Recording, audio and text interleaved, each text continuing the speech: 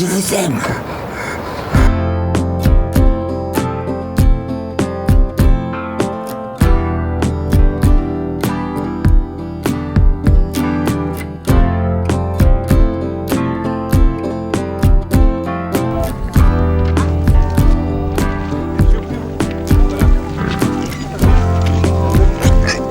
Vous savez qu'ils font quand même quelques dégâts dans le secteur.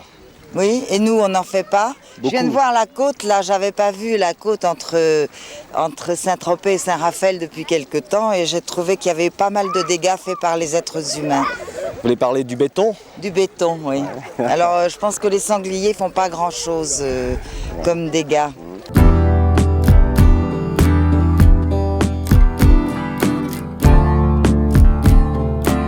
Je sais qu'il y a des enfants malheureux et je sais aussi qu'il y a des adultes malheureux et qu'il y a des peuples malheureux. Mais le fait d'abandonner des animaux et de rendre des chiens malheureux n'arrangera pas le problème ni de ces enfants, ni de ces peuples, ni de ces adultes. Et moi, à mon degré, je fais ce que je peux.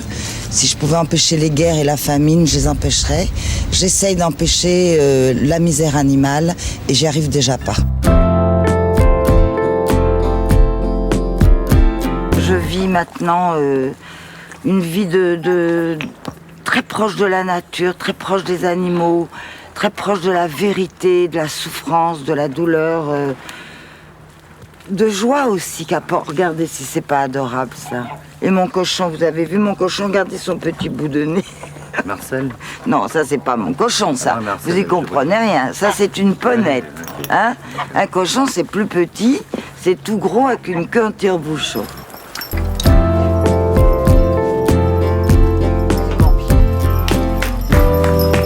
Il n'y a pas de structure pour les accueillir. Il y a une lamentable et sordide fourrière à l'accro qui ressemble vraiment à un cachot du Moyen-Âge et où on entasse les chiens abandonnés et trouvés sur la voie publique là-dedans. Et comme il faut de la place pour mettre ceux qui arrivent, eh bien on les euthanasie à tour de bras.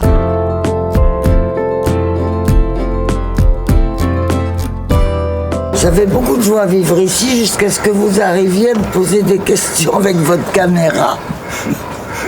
Non, je plaisante.